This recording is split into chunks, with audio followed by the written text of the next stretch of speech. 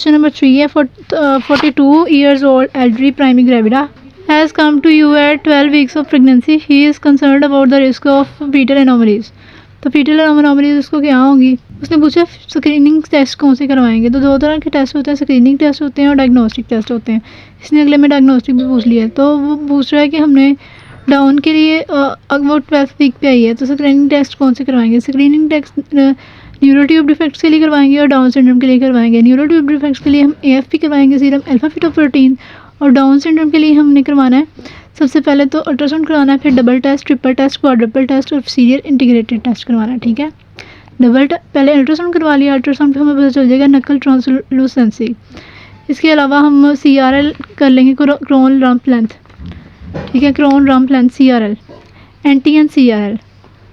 Double test है, triple test है। Double test में 2 चीज़ें देखनी है, ट्रिपल में 3, क्वाड्रपल में 4 और सीरियल इंटीग्रेटेड में अच्छा डबल में क्या करना है, हमने बीटा SCG और पापा देखनी है, पैप ए।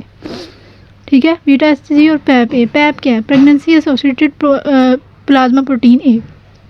पापा भी कह सकते हैं PAPP A, pregnancy associated plasma protein A. Triple में बीटा SCG होना है, इसके साथ ना AFP होगा और अनकंजुगेटेड एस्ट्रोइड।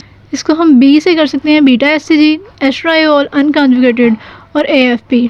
और जो डबल टेस्ट है उसको हम PH से कर सकते हैं। ठीक है, BP से कर सकते हैं। ठीक है, B से कर लें, BP। और BP में क्या है, बीटा SCG और P से क्या है, पापा है। और ट्रिपल टेस्ट में हमने B से किया है तो B से बीटा SCG है, E से एस्ट्रायोल है और A से A से AFP है। क्वाड्रपल में सारे ट्रिपल वाले टेस्ट आ रहे हैं और इसके साथ ना इनहिबिन A चेक करना है हमने। सीरियल इंटीग्रेटेड टेस्ट में क्वाड्रपल टेस्ट मतलब सारा करना है और उसके साथ पापा ए मिला देना है। ठीक है, क्वाड्रपल में पैप ए, क्वाड्रपल में ट्रिपल टेस्ट के साथ इनहिबिन A मिला देना है और सीरियल इंटीग्रेटेड में क्वाड्रपल के साथ साथ हमने पैप ए मिला देना है। डायग्नोस्टिक टेस्ट आ जाते हैं, इनमें नॉन इन्वेसिव टेस्ट होते हैं और इन्वेसिव टेस्ट होते हैं। नॉन इन्वेसिव टेस्ट में हमने अल्ट्रासाउंड करवा लेना है। ठीक है, स्कैनिंग करानी है। और जो इन्वेसिव टेस्ट है उसमें हमने CVS करा लेना है, एमनियोसेंटेसिस करा लेनी है, कोडोसेंटेसिस करानी है। CVS हम 11 वीक पे कराते हैं और 11, 15, 20 को याद रखें, 11, 15, 20। CVS हमने कराना है 11 पे, 15 पे हमने कराना है एमनियोसेंटेसिस और कोडोसेंटेसिस हमने 20 वीक के ऑलमोस्ट कराना है। आगे आ जाता है डाउन सिंड्रोम।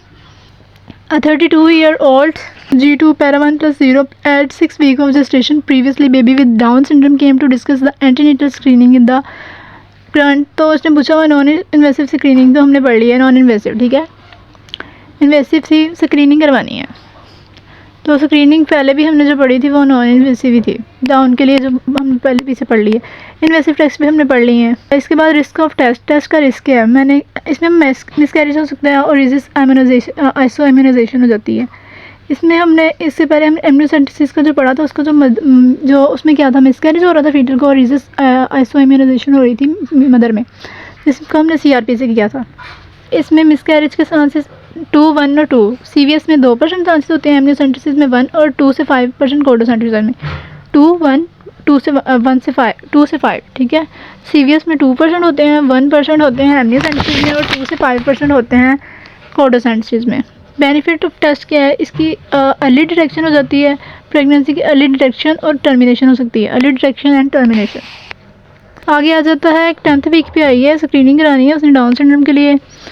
तो फर्स्ट ट्राइमेस्टर की जो होती है ना, फर्स्ट ट्राइमेस्टर में वो हम अल्ट्रासाउंड करवाते हैं नकल ट्रांसलूसेंसी और CRL के लिए, क्रोन रम्प लेंथ के लिए।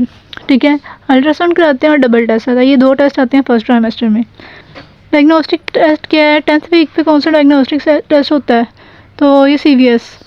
काउंसलिंग हमने कर ली, इंटरवेंशन थी जो। क्वेश्चन नंबर 3 में उन्होंने टाइप्स ऑफ प्रीनेटल डायग्नोसिस पूछा हुआ है। तो उसको ट्राइसोमी के विद हिस्ट्री ऑफ प्रीवियस, उसको डाउन सिंड्रोम बेबी था उसका। तो प्रीनेटल डायग्नोसिस में हम क्या करेंगे, डायग्नोस्टिक टेस्ट में इन्वेसिव नॉन इन्वेसिव करेंगे, ये हमने कर लिया। जेस्टेशनल एज क्या होती है इनका टेस्ट को करवाने की, तो मैं जो फर्स्ट और सेकंड ट्राइमेस्टर में हम अल्ट्रासाउंड करवाते हैं, फर्स्ट या सेकंड ट्राइमेस्टर में। इन्वेसिव मैंने बता दिया था 11, 15, 20 का याद रखना है। CVS 11, इम्यूनोसेंटेसिस 15 और कोडोसेंटेसिस 20। आगे पेशेंट आया एंटीनेटल क्लिनिक पे प्रीनेटल डायग्नोसिस बताना है।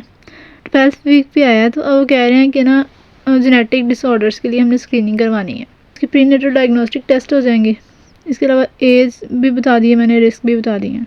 क्वेश्चन नंबर 5, एक 37 ईयर ओल्ड है, 10th वीक पे आई है, उसे डाउन सिंड्रोम की प्रीवियस उसका डाउन सिंड्रोम का उसका बेबी था। तो मेटरनल मार्कर्स क्या होंगे? मेटरनल मार्कर्स क्या होंगे? सबसे ये जो हमने सारे किए थे ना, यही वाले हैं। पहले हमने सबसे पहले वो न्यूरल ट्यूबर्स के लिए AFP किया था, फिर हमने B, ठीक है, सेकंड बीटा STG BP से किया था, पापे या पापा। अब आगे हमने किया था B से, BE एस्ट्रोल था और इनहिबिन था। यही सारे थे ना, तो ये सारे इकट्ठे करके लिख देने हैं। डायग्नोस्टिक क्वाड्रपल टेस्ट मैंने बता दिया था आपको क्या होता है। क्वाड्रपल टेस्ट हमने किया था कि जो ट्रिपल टेस्ट है प्लस इनहिबिन। ट्रिपल टेस्ट में B से किया था, बीटा एस्ट्रोजन, एस्ट्रायोल, अनकंजुगेटेड और AFP। अल्ट्रासाउंड का क्या रोल होता है? तो इसमें हम नकल ट्रांसलूसेंसी चेक करते हैं। नकल ट्रांसलूसेंसी क्या होती है? फ्लूइड जो skin, thickness of the collection of fluid under the skin in the नकल रीजन। नेक रीजन में स्किन के नीचे जो फ्लूइड कलेक्शन होती है ना, उसको हम कहते हैं